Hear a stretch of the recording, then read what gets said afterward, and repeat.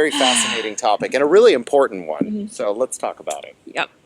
Our next guest Next guest is a contributor for Young Voices and a policy analyst for the Reason Foundation. I want to welcome to the show Jen Sidorova. Hi guys, good to be here. Hey, good to be here. So, are we supposed to be optimistic about the future as millennials and Gen Z? Yeah.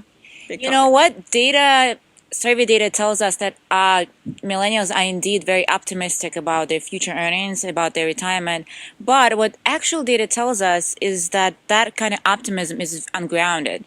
Because, you know, a lot of them are behind their savings and 2/3 of them are not saving anything for their retirement. And some of them, more than half of them, even expect some sort of inheritance, but the chances of getting one are only 25%. So, you know, that data doesn't really add up. So that optimism doesn't make much sense. Okay, so we are happy, we are optimistic.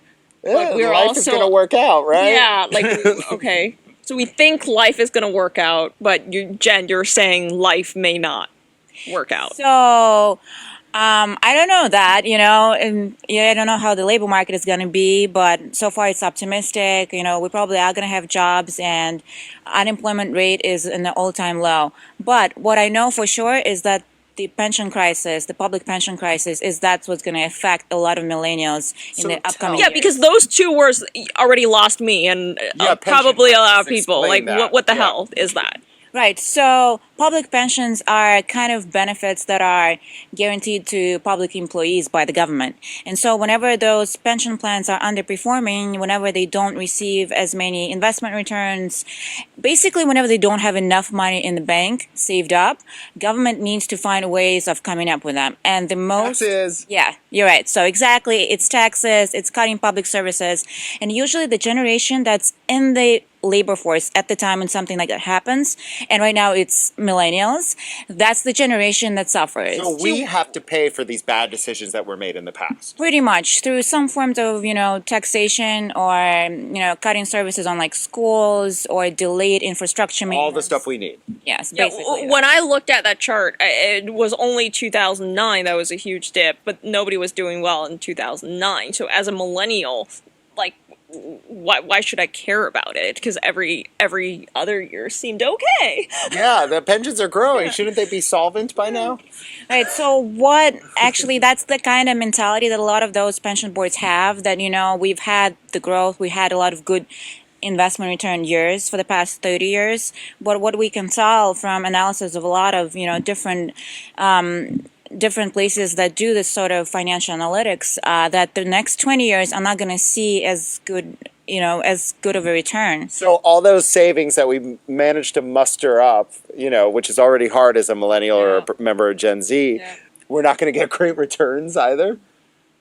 So it depends on your own retirement account, you know. When it comes to public pensions, that's kind of managed by the government. But when you look at your own retirement, you got to really diversify. That's the best advice that I can give you. You know, look at all the sorts of retirement planning, retirement saving apps that are on the phone or whatever.